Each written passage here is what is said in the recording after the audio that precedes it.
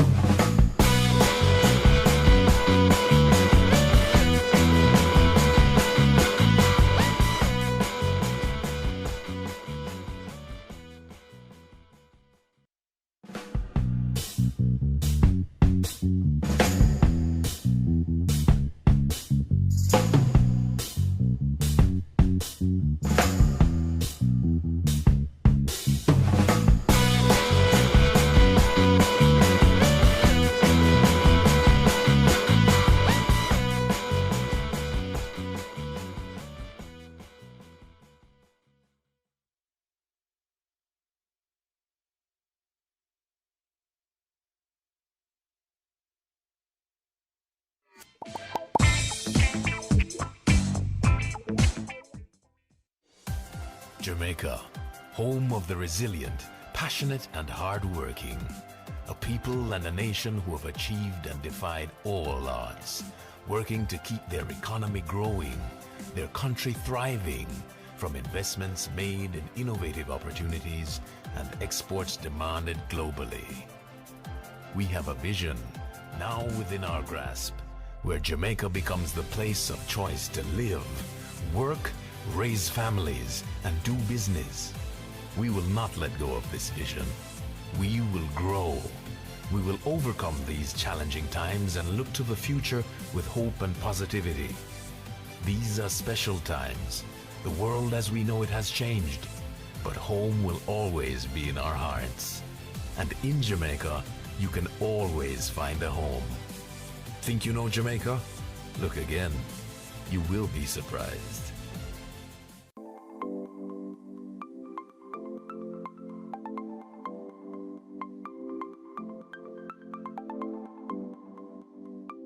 It's a seasonal task, but with that seasonal task, it becomes a lifetime responsibility.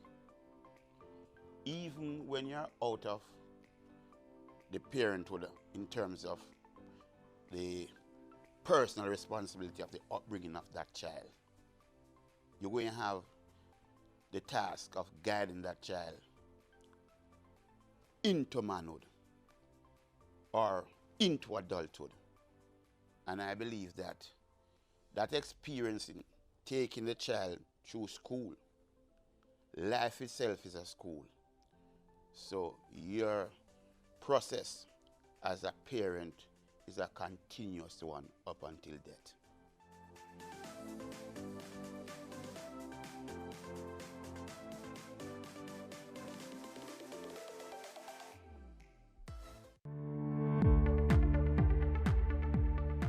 Respect for myself and others.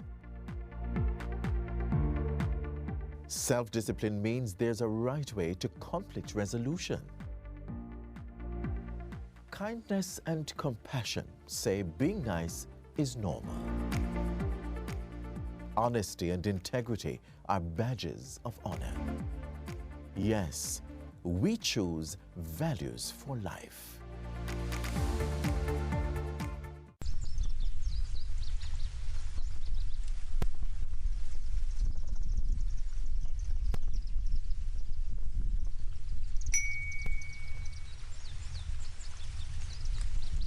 Twists, turns, ins and outs. From the four corners of the earth, PBCJ presents Globe-Trotting Yardie with Carol Francis. There are numerous ways of traveling across the city of Delhi. Tantalizing, breathtaking and revealing, bringing you the wonders of travel from across the world. That's Globe-Trotting Yardie right here on PBCJ, the People's Station.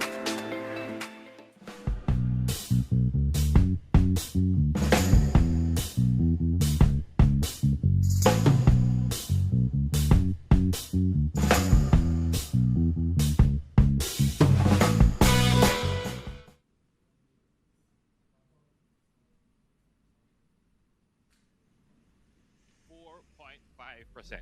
That's the lowest unemployment rate in the history of Jamaica. We are now close to full employment. As Minister of Economic Growth and Job Creation, this is the best news that our economy can have. It means that our economy continues to expand, but what it really means is that more Jamaicans have income. It means that more Jamaican families can do much better than they were doing before. We are building Jamaica. Thank you very much. Very important statistic. Just to give you a little rundown of some more statistics. So youth unemployment is actually at 12%. In 2016, it was over 20%. We also have statistics such as road deaths are down by almost 14%, as well as economic growth has rebounded since COVID. And we'll have some more statistics throughout the program coming forward, especially from the Minister of Education and Youth, who has some very important updates regarding the education system. Before we go there, though, we would like to welcome all the representatives from the Ministry of Education, the Ministry of Labor and Social Security, as well as the Ministry of Health and Wellness. I would like to thank you for attending PostCap this morning. Also want to welcome you, members of the public, and also members of the media, for taking the time. I'll now ask Minister of Education and Youth, the Honorable Favour Williams, to come and give her presentation. Minister. Thank you so much. Good morning, everyone. Let me acknowledge Minister Morgan, the Minister of Information. Let me acknowledge as well colleague ministers Charles and Dunn, permanent secretaries, Chief Education Officer, members of staff of the Ministry of Education and Youth and at the Ministry of Labor and Social Security, members of the media, all our school board chairpersons who may be online, principals, educators at all levels, Jamaicans near and far, good morning again. It is indeed an honor to be here at another post-cabinet press briefing. The Ministry of Education and Youth remains committed to ensuring a quality education for all Jamaicans. I'm also personally committed to the ministry's core values, and in the interest of accountability, transparency, respect, and care, I stand before you today to update the country on the matter of the education sector. And in particular, we want to look at different strategies that we've put forward to our boards and our principals as they seek to recruit and retain teachers in the sector. And so let me say to our school board chairpersons, I hear you. Principals, I hear you, especially in our recent meeting on Friday. Thank you for sharing. Teachers, I want to say to you, keep talking, keep messaging me, keep whispering my ears on the school visits, because your comments are not falling on deaf ears. I hear you. Parents, I appreciate your concerns, and I hear you as well. If you will recall, during this similar period last year of heightened concern about teacher migration, I gave frequent updates to the nation, and we have been doing that again this year. So let me begin with that by bringing you the latest numbers that we have. If you look at teacher resignations, looking at the period January 2023 to September 2023, and yes, September is still to come, but we have gotten resignations for September. 427 teachers resigned. That is approximately 1.7% of the total teachers in the public system. When we compare that against a similar period last year, which would be January 2022 to September 2022, 1,538 teachers resigned, representing approximately 6.2% of the sector. We're in a much better place this year relative to last year regarding resignations. But also this year, a larger number of teachers will go off on their long leave of 4 months or 8 months. We have to put strategies in place to manage that as well. But we are delighted with where we are in terms of, as we look at the number of teachers that are remaining, that are retained in the sector. And again, just in terms of the numbers, January 2023 to September 2023, 427 teachers resigned based on our survey across all our regions. This is approximately 1.7% of the total teachers in the public system. When compared against the similar period last year, January 2022 to September 2022, that number was 1,538 teachers who had resigned, representing approximately 6.2% of the sector. So this morning I want to run through briefly some of the strategies we presented to our principals and school boards last week to ensure that we have a smooth opening of school. And so to begin with, there is a slide going on the screen, and I'll start with strategy number 1. School boards are empowered to take early recruitment decisions, meaning they don't have to wait on the ministry. Pre-approval has been granted for the replacement of teachers in clear vacancies and those in temporary posts funded by the Ministry of Education and Youth.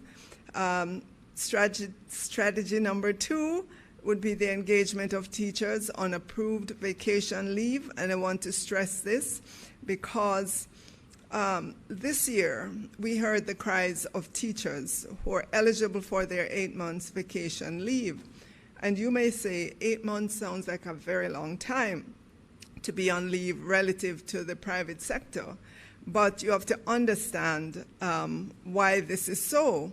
It is because those teachers would have worked for 10 years without taking any vacation. They accrue vacation, teachers accrue vacation at the rate of 2 days per month. And so if at 10 years, when you are eligible to go off on your 8 months vacation, if you are not approved to go off, you will not be accruing any more vacation days. And so there have been teachers working in the system who've been losing out on a benefit. We don't believe that's fair to the teachers. And so this year, having heard the cries since I've been at the Ministry of Education and Youth about this benefit that teachers are losing, we approved all the teachers who applied for their 8-month vacation leave, and so those teachers will proceed on their leave. But also, we have sought again from the Ministry of Finance and the Public Service to be able to have those teachers who are going off on their approved vacation leave to be their own replacement. That is, they can work in the system as teachers and get paid for that in addition to being paid for their vacation leave. This is a facility that's available to our boards, to our principals. Obviously, they have to make the offer to the teachers. If the teachers agree, they can do it. What is good about this as well is that teachers can teach at other schools. They don't have to teach in the schools in which to which they are, attached. They can do it in other schools. Principals as well, who are going off on their long leave, can be retained as well, but not as principal. They can teach in their school, of which they are a principal, or they can teach in another school. So that's available to them. Our third strategy is the extension of service for teachers scheduled to retire in this upcoming academic year. School boards may request the extension of teachers who are scheduled to proceed on retirement. effective September 1, 2023 and beyond, they can make that offer to that teacher to keep on teaching in the classroom. We've told our principals, our boards as well, that they can engage part-time teachers. Approval has been granted for that. Obviously, they have to be in touch with the Ministry of Education and Youth. We've also allowed them to engage already retired teachers, not those who are going off, teachers who have retired since January of 2018. They can apply to have these teachers come back into the classroom as well. Our boards and our principals can engage pre-trained graduate teachers. By that we mean those in possession of at least a first degree in areas of expertise, and in particular, those areas may be in short supply. We're talking about math, science, and those subjects that they can engage, those pre-trained graduate teachers. Additionally, our boards or principals can engage final year student teachers in recognized teacher training programs. Of course, they have to be cognizant of their schedule and be flexible, because they would still be completing their final year in teacher college. Again, special approval needs to be sought from the Ministry of Education and Youth. We implore schools to redeploy underutilized staff. When we look across the system, there may be teachers who are at their minimum of the sessions that they're supposed to be teaching.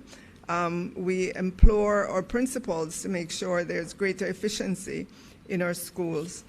We ask our principals as well in schools where they might be way out in the country and not able to attract teachers, to merge smaller classes so that our children have access to teachers. They could use the blocked timetable approach, and our principals know what that is. It's about having all teachers who teach the same subject coordinate their timetable as well. We implore our schools to use information communication technology. We have a very ambitious program underway in terms of ensuring that our schools have adequate ICT connectivity. We're not totally there yet in terms of having all of our schools, but a large number, 50% plus of our schools have connectivity, and we ask them to use it as much as possible to help facilitate teaching and learning. We have recorded lessons, 1,238 lessons, broken down by early childhood, primary, secondary, even to the tertiary level. We have available lessons that can be retrieved from the ministry's video lessons catalog. Schools have access to the ministry's EHSN network, PBCJ, and EHSN YouTube channel. There's also access to a suite of self-directed materials such as JAM Learning resources, and the link is available if you check our website as well. Just to continue with the strategies, we ask schools to utilize partnerships for shared experience. So where schools are in the same quality education circle, we encourage them to do twinning so that they share the expertise that they have among themselves. Strategy number 13 is a new strategy that we've added this year, and it's called Partnerships with Virtual Schools. This innovative strategy is designed to provide schools with access to expert teachers using ICT. School administrators, having had approval from the Ministry of Education to replace a teacher, but who may be unable to find a suitable replacement, can, upon request, be approved to engage in a contractual arrangement with one-on-one educational services or other virtual schools to access the remote/replacement teacher strategy. This particular strategy is called the Teacher Availability Solution that is offered by one-on-one educational services. The schools that avail themselves of it, and by the way, it's available to our secondary schools only, will benefit from a classroom in a box device, an 86-inch interactive screen with internet connection, UPS for power backup, air mouse, dry erase horizontal movable marker board system, a guide in the classroom, and a tablet for the guide. The school will have access to expert teachers for multiple subject areas based on their needs, and even in cases where employed teachers are absent from work or are on approved leave, this facility is available to the school at no additional cost to the school. The cost will be borne by the central ministry. I just want to take a few minutes just to talk about the supply of teachers. Under the ministry's special scholarship program, 88 student teachers are expected to graduate from teacher training institutions to enter into the teaching profession. These new teachers will be bonded for a period of 5 years and include 40 teachers of mathematics, 16 teachers of physics and chemistry. We recommend that our schools or our boards contact the various teachers' colleges in order to gain access to these special scholarship students. We also have an arrangement with UWI, and that program is called Build Out or Science Teachers Program or Boost. 10 new graduates specializing in mathematics and science will enter our system, and these teachers would be available. Additionally, we are encouraging voluntary relocation of teachers in overstaffed schools. I know that our current legislation, current regulations have some restrictions on teachers transferring from school to school. However, there is a facility in place if you voluntarily relocate from a school that has plenty to a school that's understaffed. You'll be able to do so without losing any of your benefits. You do not have to resign from one to take up a position in another. And I just to run down just a couple more strategies in terms of the supply of teachers. We still have our relationship with Cuba, and this year we will be getting 68 teachers, and we want to pause to continue to thank the government of Cuba for this facility. These teachers will be employed to teach Spanish, chemistry, mathematics, and physics. And again, the number of 68 is higher than we have had in the past. Out of our teacher training institutions, we have specialist teachers who have completed their program of study.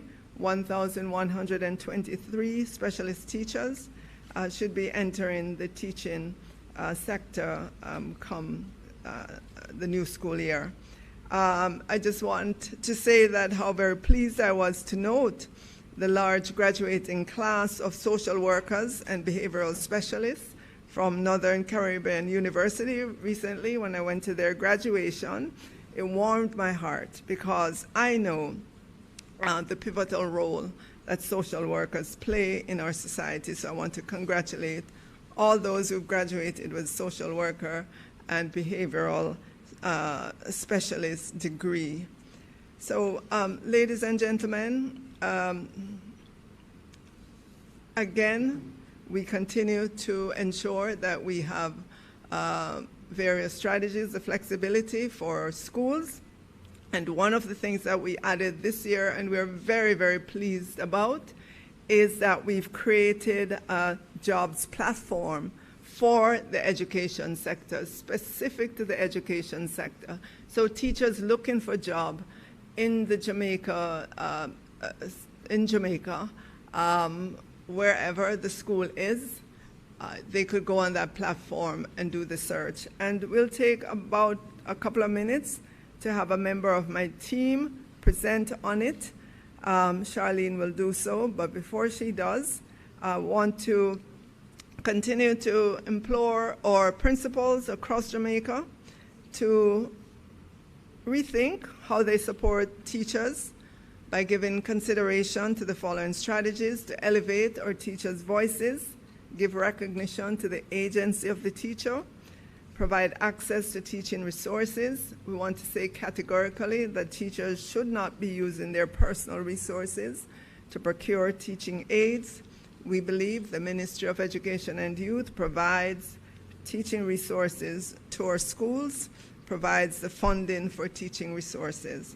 We want to ensure that our teachers are allowed to be as creative as they can be in our schools, and to encourage collaboration across different areas of the school, strong collaboration as possible. So I am going to stop here.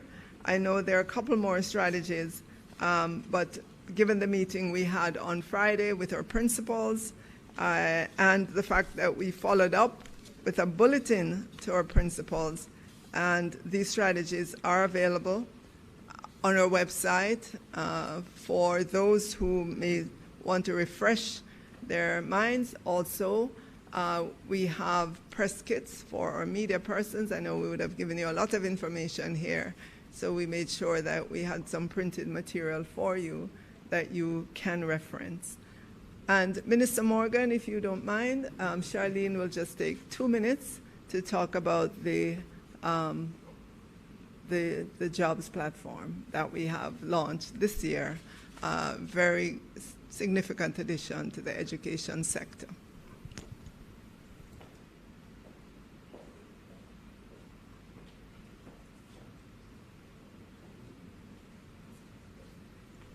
Good morning, everyone. Ministers here present, colleagues. I follow on the presentation or informative presentation from our minister about an exciting brand new strategy that we have put in place to support the retention of teachers and just the management of the system where teacher employment is concerned. I'm just waiting on the slides to come up. Right. So our exciting new feature is the job bank, our teacher recruitment portal.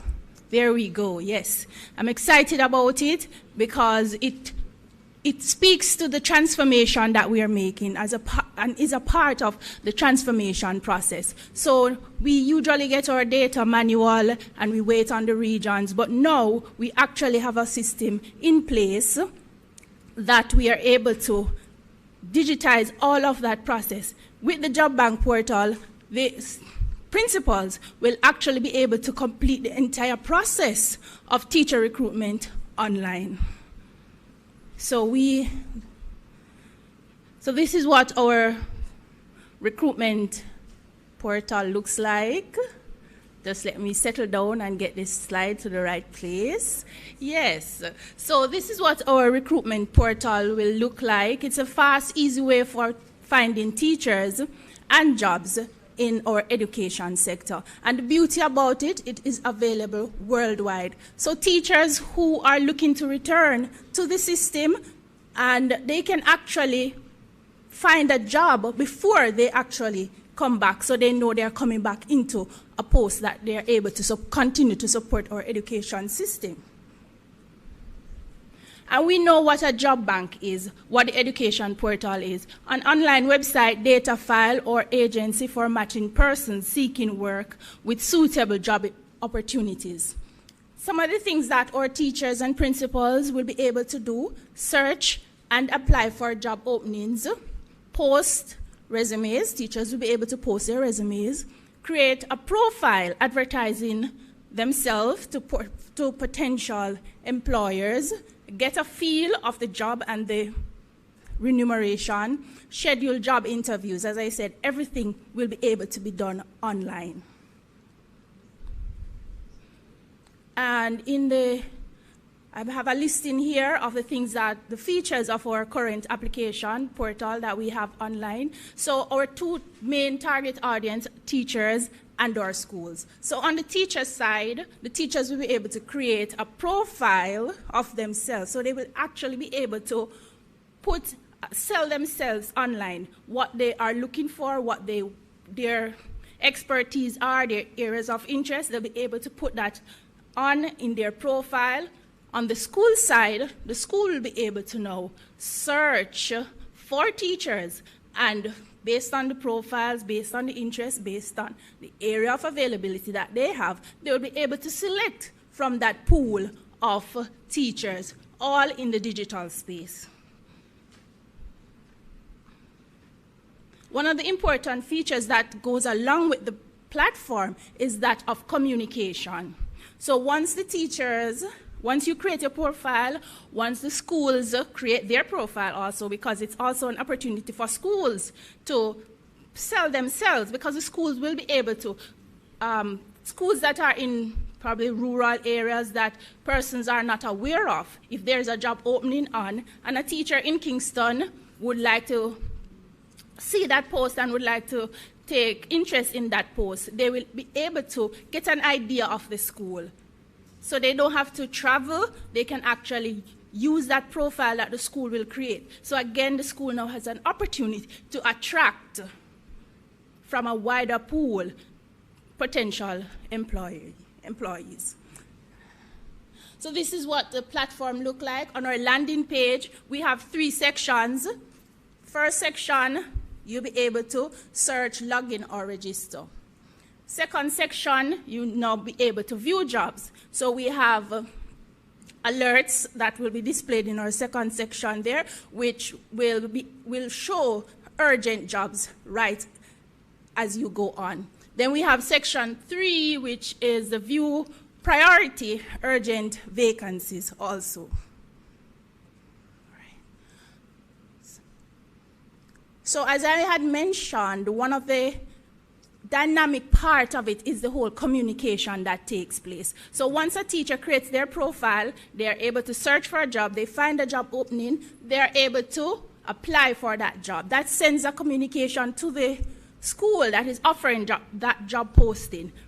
And the communication is not just sent and is sitting on the portal. It actually goes to the email address that is assigned to that profile. So therefore, they get an alert on their mobile device in real time that someone is interested in the job posting. And it works both ways. If a school sees a teacher and is interested, they can send a message to the teacher, and that is delivered in real time. So that speeds up the entire process and gives it a more real time, more dynamics. We are also able to, capture more data in real time. And since we have put up our portal, we have had activity already. We go live on the 27th, but we have activity already because we had introduced the platform to our principals on Friday, and we saw that it actually took traction at the same time. So I want to thank you. Thank you for listening, and you'll hear more about our job bank. Thank you very much. Really appreciate the presentation. I think we should take questions for the Ministry of Education before we move into our next presentation by the Minister of Labor and Social Security, the Honorable Pernell Charles Jr. So is there anyone who wishes to ask questions of the Minister of Education and Youth? Minister Williams, you may attend up on the podium again. Naomi Francis, you may manage the questioning, please. Good morning, Kimon Francis from the Gleaner.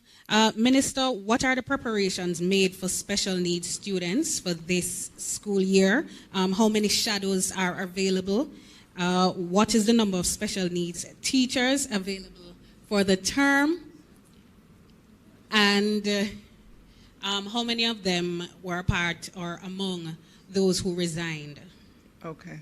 Thank you. I know that there is an emphasis in Jamaica on our special needs students, And at the Ministry of Education and Youth, we pride ourselves in providing services for special needs students. I know that there is a branch, a division, a group at the ministry. Dr. Troop, could you come, because I know you have the numbers on the top of your head about what we do for our special needs students. Thank you. Thank you, Minister. Good morning, ministers, PSS, colleagues. As it relates to special education in the ministry. I'm sorry, Dr. Troop, not everybody may know. Though you're very popular, not many, everybody may know your role at the ministry. Okay. Good morning again, colleagues. My name is Kassan Troop. I'm the Acting Chief Education Officer in the Ministry of Education and Youth. So as it relates to special education, that's a very important portfolio in the Ministry of Education. We see it as a thrust for equity, and we have a responsibility to respond to all the needs. It's a directive from our permanent secretary that no child that reaches out, or any parent that reaches out with respect to special education requests, that we turn back. We must find the resources. In so doing, we have put together a special education unit in the Ministry of Education, and that unit is tasked to monitor all our special education schools, both public and private. That unit is tasked to work with our special education private educational institutions. We partner with them. We have 17 such institutions that we work with and 2 other organizations that we support. And in these institutions, we place students. At this point in time, I believe we have 719 students under the partnership arrangement for these students. And we do incur about $300 million a year to cover the funding cost to have these students access specialized services in these institutions. For our public education institutions, we have 10 public education institutions, and in some of our other regular settings, we have what we call pull-out special education classes. We have about 15 of those across the sector, and we do provide special educators in addition to the regular teaching staff tied to the enrollment of the school for those students who are being served. How are these students placed in these special centers? We at the Ministry of Education, we have a suite of diagnosticians, we have a suite of educational psychologists and clinicians, and our parents, they turn up through referral by our principals for these students to be assessed.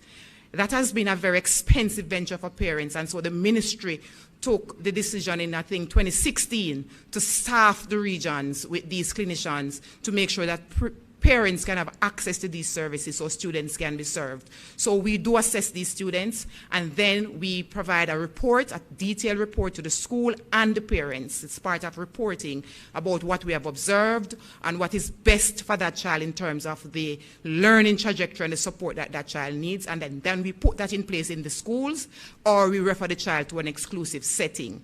That is an ongoing service. In addition to that, for special education, we do what is called accommodations. So our students who sit to our national assessment, they may need special services. They may need a writer, they may need a scribe, they may need large prints, they may need braille. We provide all those services every single year for our parents who require those services. For shadows, that's a service that we provide each year as well. And this is for parents who may need support for the children with toiletry, with physical movement. We have students who are self-injurious, they will hurt themselves. And so we have to put shadows in place to protect them, to watch over them, to care for them, and to support them in the teaching and learning process within the classroom. I believe with the request coming in, Minister, for this year, we may have about 500 shadows that we are compensating this year in respect to the services coming through for September. From time to time, persons will resign and parents will indicate to us, and then we work with the parents to replace these shadows. Parents will come to us to say, I have a particular person that I want to work with my child. Can you engage this person instead? We work with our parents in those regards, and we train those persons for them, and then we deploy them and monitor them, and we support them throughout the system. So those are some of the services that we provide. Books, That's a given. We are moved into digitized books for our special educators as well. They will have books that will sign for them, books that will have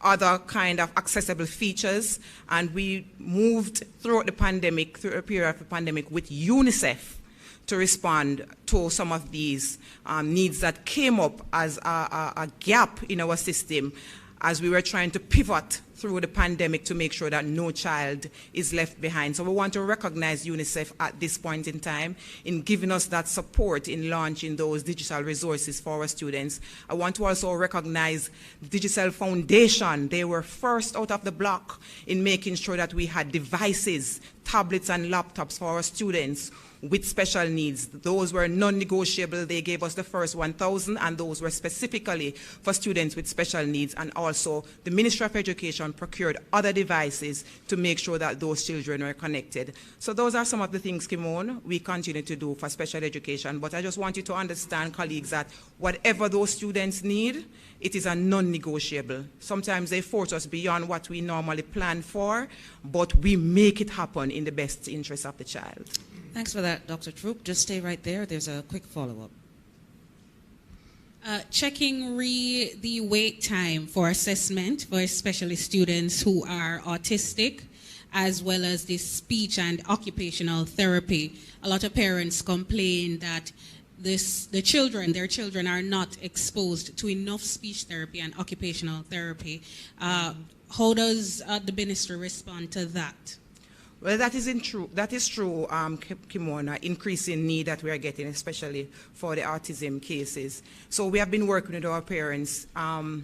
We have built out 2 key partnerships with SAV Inclusive in Westmoreland, and we are building out the partnership with MACAM in Kingston.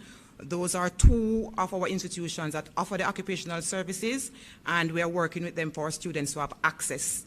We are also working with Genesis. They do also offer that occupational services. Best Care Foundation, they do offer. So we have been working with entities that offer, and what we do is to provide the resources. Either they need the therapists themselves, or we pay for the services provided by the therapists. The wait time sometimes is a little long because of where the persons are. These persons are under great demand in our country, and so we have to also wait on their schedule. So it's not a matter of funding, but we have to work with the schedule of these clinicians in the country. Thank you, Dr. Troop. We have another question on this side. Good morning. Mahiri Stewart with Nationwide News. Now, I understand that last time I was here, I asked a question regarding health and making sure that the students that come back to school in September may not be in a situation where they bring back a disease that they probably caught on vacation and it could spread. And I understand that there was supposed to be talks between the Education Ministry and the Health Ministry as regards making sure that when we bring children back into school into September, it limits the potential spread of not just COVID-19, but any illnesses. Is there any update on where we are with those talks? Okay, I'm going to give way to our minister, and then I'll come back if needs be. Right, and I'm happy that our Minister of Health and Wellness is here. Recently, he announced a program in Parliament in which all of us as MPs were allocated $3 million to put on health fairs in our constituencies. And if you watch social media, you will see all MPs posting to say they're doing the health fair, and that's to help our children, in particular, who are going back to school with their medicals and immunization, and just to get a focus on the health message for our children. Thank you, Minister. Any further questions for the Minister of Education and her team? All right, Minister Morgan. All right. Thank you, ladies and gentlemen. Thank you very much, Minister Favour Williams. Thank you for that very important presentation. We will now ask the Minister of Labour and Social Security to join the podium, as he also has some very important updates for the nation. Minister. Thank you, Minister. Let me acknowledge colleague ministers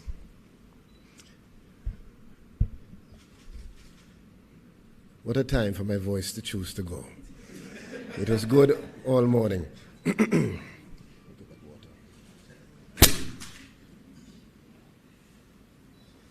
Yes, again, good morning to all ministers, Minister William, Tufton, Don Morgan, permanent secretaries, colleagues all. 4.5 is the number for the day. It's a very important number relating to our historic unemployment rate. And as the Minister of Labour, I think I start there, 4.5. And that's exactly the amount of minutes that Minister Williams has left me to do my presentation this morning. But no, again, a very good morning to all. The Ministry of Labour and Social Security is the people's ministry. Myself and Minister Dunn and our permanent secretary and all of our team, we have the critical responsibility of delivering these important labor and social protection services to those amongst us who need it the most vulnerable in our population.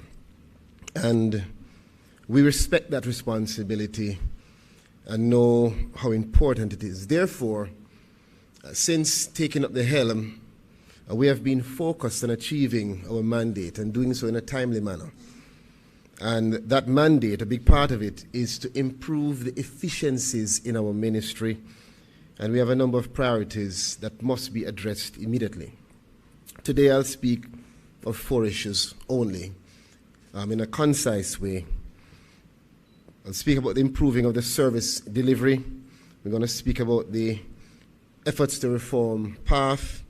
We'll speak about advancing the rights of persons with disabilities, and then we will speak briefly as an update on the issues relating to industrial security guards. Firstly, as it relates to the improving of service delivery, the first and most urgent priority surrounds the efficient and effective delivery of service to our clients. And this is in keeping with the government's service excellence vision. Over the last several weeks, myself and Minister Dunn and the team, we have visited parish offices across the country. And that's an ongoing process, but the goal of that is for us to have first-hand knowledge, engaging staff members firstly, engaging clients, observing the points of contact, and ensuring that we can evaluate and have a good understanding of the experience that our clients, the most vulnerable, are having with the ministry. This internal evaluation process is ongoing, and as we visit the remaining facilities over the coming weeks, we will be using that information gathered to ensure that all facilities are fully equipped and staffed to deliver service to the required standard. We're also working with our parish managers to ensure that they and the staff members are made fully aware of the emphasis on service excellence and customer relations. In tandem with our internal evaluation, we are implementing a more formally structured method of gathering customer feedback and providing a range of opportunities for our clients to engage with us. This will include, among other methods, having online surveys, exit surveys for persons who come in and interact and have any transaction, the installation of drop boxes at all of our customer contact points, and new access through text and email to ensure a range of opportunities for Jamaicans to tell us their recommendations, their suggestions, their critique, and for us to gather that information, all with the effort to improve the customer experience.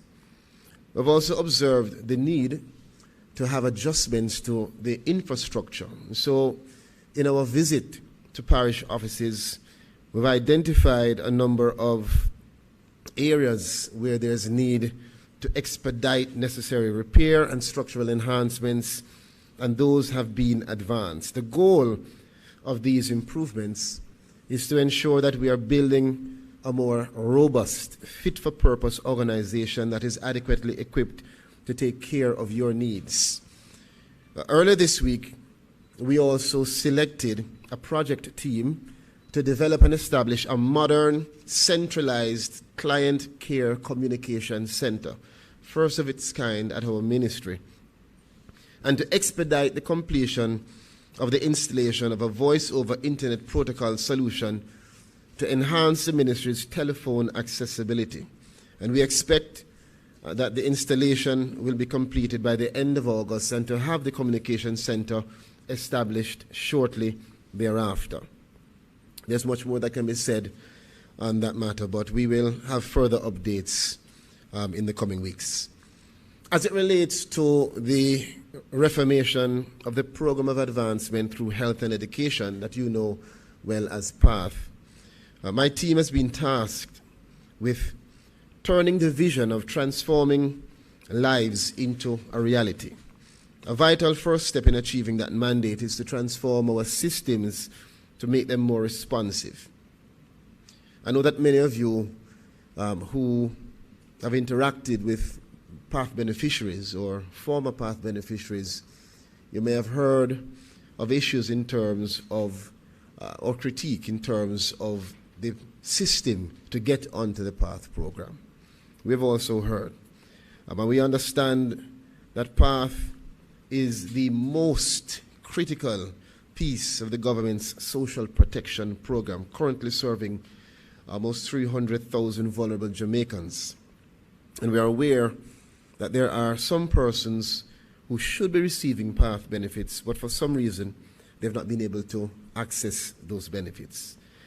We have currently a system that allows for appeal and other processes, but we will be evaluating that system to make sure that in reforming the program, it is more accessible, simpler, and easier for those who need it most to be identified and to get access, so that we ensure we provide the best complement of services to the people who really need it. We have commenced the process by establishing a high-level task force to drive our innovation and transformation project, a very important project in the Ministry of Labour and Social Security. We call it the ITP. And we have a defined timeline for this project, which will allow for the task force, which is chaired by me, deputized by my efficient Minister of State, who will be driving the process. And that task force will take the necessary steps to redesign, to restructure, and to reorganize systems in the ministry, including PATH, to ensure that it is able to admit every eligible family that needs the intervention to help them break the intergenerational poverty cycle. We will expand and enhance its provisions to first and foremost enable access to quality education up to and beyond secondary level, to provide interventions to increase human capital accumulation among beneficiary families, enabling them to seek and retain employment or pursue economic opportunities, and to gradually transition those families who have experienced significant improvement and are no longer in need of PATH. And that's a very important point, which we must highlight. The goal is to make sure that every Jamaican who is in need of the support, truly in need of the support, gets the sufficient and adequate support. But we hope and we don't expect that generation after generation PATH will be accessed by the same families. The goal is that if we have a generation being supported by PATH, you'll be so sufficiently supported that your children should be in a better position, having access to quality education and therefore a pathway to economic independence. We will engage all key stakeholder groups to guide the process and advise on best practices, including the National Social Protection Committee, which is chaired by the Planning Institute of Jamaica, other public and private sector partners, and members of the public. Our engagement process will include a full-scale public engagement through social media, town hall meetings in targeted areas, and targeted discussions with current and former beneficiaries of the program. So Jamaica, look out for us. We will be everywhere, using every platform to engage you, to ensure that you have a voice in this transformation of the PATH program. Moving on to the advancement of the rights of persons with disabilities, let me firstly congratulate the Jamaica Council for Persons with Disabilities and just highlight our Executive Director as well, who's here, and indicate that on August 9th, 2023, we commemorated the 50th anniversary of the JCPD, the Jamaica Council for Persons with Disabilities, representing 5 decades of relentless dedication, advocacy, and progress in our history of advancing the rights for inclusion and empowerment of persons with disabilities in our beloved nation. I've noted that in spite of the significant achievements to date, we still have some considerable challenges, but all scientists like to solve problems. So I don't have a difficulty with the challenges. Myself and Minister Dunn, we are ready to take those on. More than 80% of the public spaces in Jamaica are still not yet fully accessible to persons with disabilities, including, before I'm asked a question, government buildings, public transportation systems as well, and recreation facilities. So the ministry, we are strident in leading collective efforts to remove these physical barriers that hinder full participation and inclusivity of persons with disabilities. And we encourage also private developers to also maintain these necessary standards. To this end, the Ministry of Labour and Social Security will be shortly launching a first-of-its-kind accessibility checklist that was developed in conjunction with the Bureau of Standards Jamaica and will allow for us to have across sectors a standard when it comes on to treating with persons with disabilities and the infrastructural requirements to do so. Additionally, we have completed a code of practice, Minister Williams, for education and training. And that will guide your educational institutions, our parents, and all persons involved in the education sector in terms of the engagement with our students and persons with disabilities, and to ensure that an inclusive environment is maintained. And this now is to be reviewed by the Aegis Chambers and then laid before the House of Parliament. The Jamaica Council for Persons with Disabilities will continue to actively pursue the establishment of standards to reduce discrimination in access to public transportation and public buildings, and to establish monitoring mechanisms for compliance with the accessibility component of the building code by finalizing the requisite codes of practice and presenting those to Parliament incrementally over the next 3 to 4 years. Before I move on to security guards, there's one more important thing as it relates to persons with disabilities. I want to mention, as I see my permanent secretary's face light up, the Disabilities Rights Tribunal. And I should congratulate you, PS, and our JCPD team.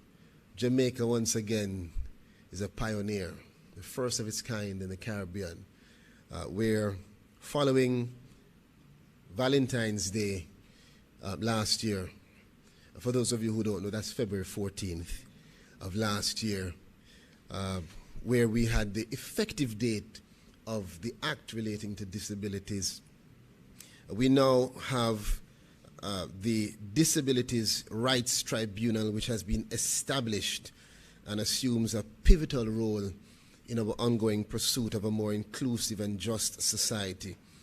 The situation faced by individuals with disabilities in Jamaica are diverse and multifaceted. You just have to think about it, and you can understand. In addition to the barriers in accessing education, employment, healthcare, transportation, and other essential services. Unfortunately, we still have discrimination, whether it is overt or covert.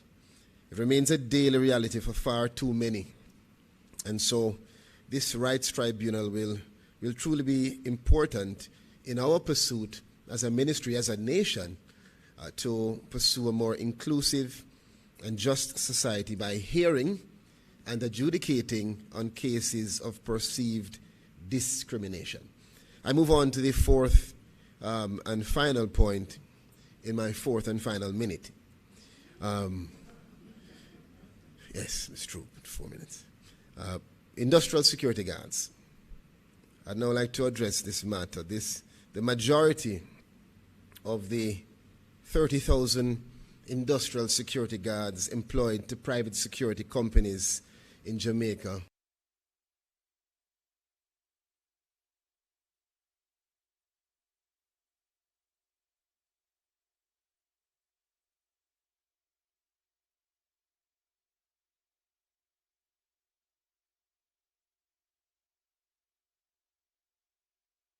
that were only spoken about.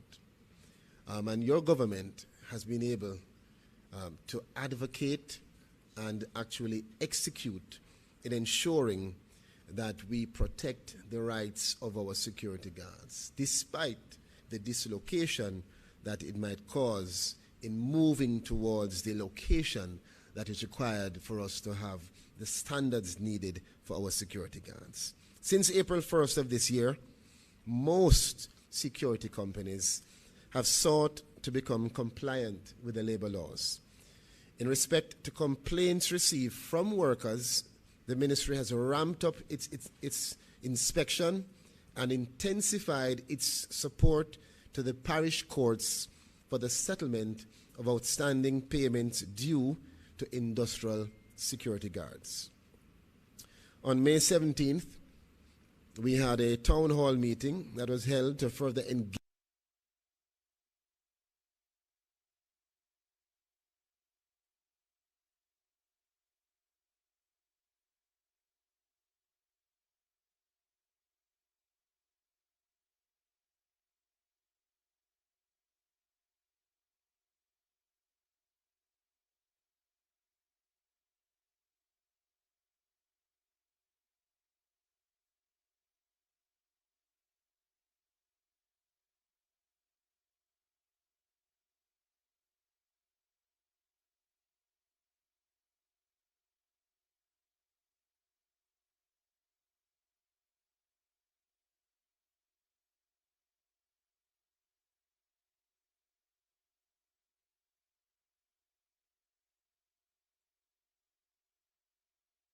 security guards since July of this year, which means